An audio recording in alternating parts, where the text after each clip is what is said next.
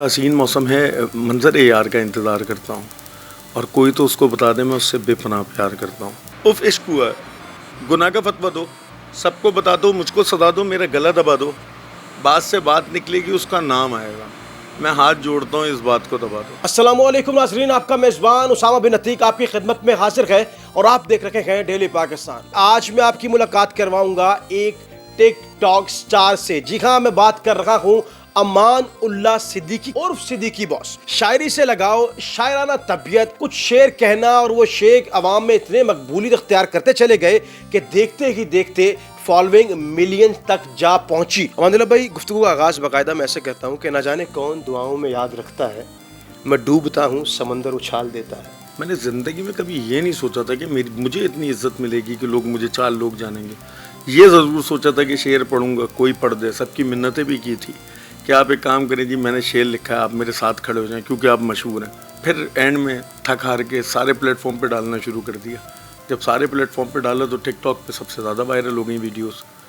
एक शेर मैंने लिखा कि लड़कियों को इज्जत देने से मोहब्बत का मान का पता लगता है। जूते की नोक पे रखते हो, गालियाँ देते हो, तुम्हारे ख़ानदान का पता लगता है। तो ये शेर जो है मेरा सबसे ज़्यादा वायरल होने लगा। फिर मैंने लिखा हसीन मौसम है, मंज़र यार का इंतज़ार करता हूँ और कोई तो उसको बता दे मैं उससे बेपनाह प्यार करता हूँ। जब पैदा हुए थे सिद्दीकी बॉस नहीं थे, बहुत मेहनत की है।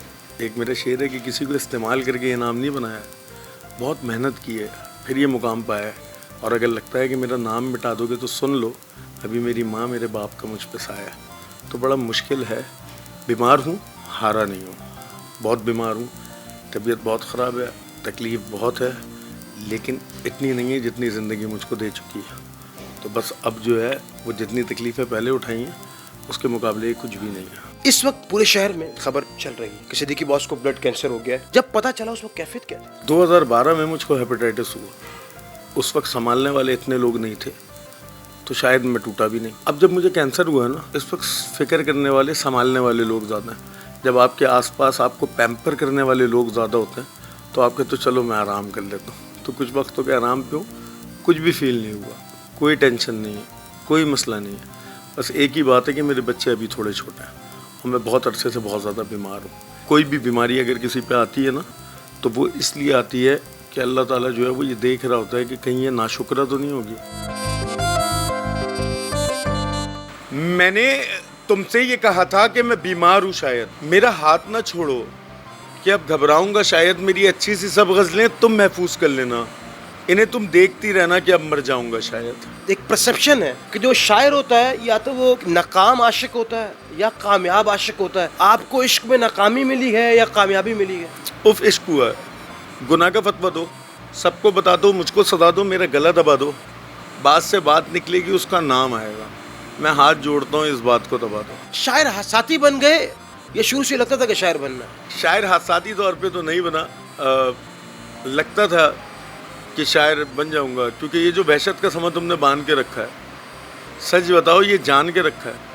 और तुम तो सुकून देते थे, तकलीफ़ें क्यों? क्या मुझको ही अपना दुश्मन मान के रखा है?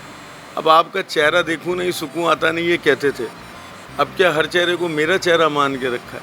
ये जो वहशत का समा तुमने बांध के रखा है, सच बताओ ये जान के रखा है। क्या बात है।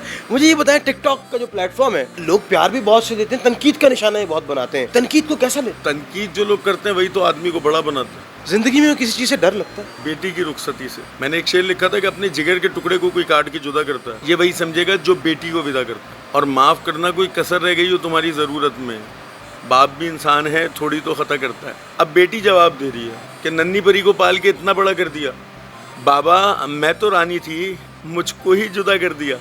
वो जो रुखसती के वक्त आपने दुआएं दी होंगी, उन्हीं दुआओं ने खुशियों से दामन भर दिया। आप रोना ना, मैं आस पास रहूँगी, हर बुरे वक्त में मैं साथ साथ रहूँगी। ये जानती हूँ कि आप प्यार बहुत करते हैं, मैं बेटी हूँ ना इसलिए दिखाने से डरते हैं। और वक्त कभी भी अक्सर रहता नहीं, बहुत सी बातें बाप तो कहता नहीं। बाबा वक्त भी एक वक्त को दगा देता है, पर बेटी का वो रिश्ता है जो ताउम्र वफा देता है। जो अशार पढ़ते हैं, जो चीज़ें बोलते हैं, ये खुद की लिखी हुई हैं या मुख्तलिफ शायरों से इंस्पिरेशन ली है? अपनी लिखता हूँ, किसी की पढ़ा नहीं करता। मैं टके टके के लोगों से लड़ा नहीं करता। नाम सिद्दीकी है, शजरा अबू बकर सिद्दीक का, तुम्हारे जैसों से मैं डरा नहीं करता। मैंने हमेशा जो है वो कोशिश की है कि सारी शायरी अपनी लिखूं। जब कोई बैठा होता है किसी की सुना देता हूँ, क्योंकि मैं भी किसी की पढ़ के ही शायर बना हूँ। वो फेवरेट टिकटॉकर भी है। जुल्करनैन अच्छा कंटेंट बनाता है। टिकटॉक पे जो वीडियोस बनाते हैं, जरा आमदनी क्या है? मेरा जो दर्द है वो बिकने के लिए नहीं है। मैं अपनी तकलीफ़ों के सौदे नहीं करूँगा।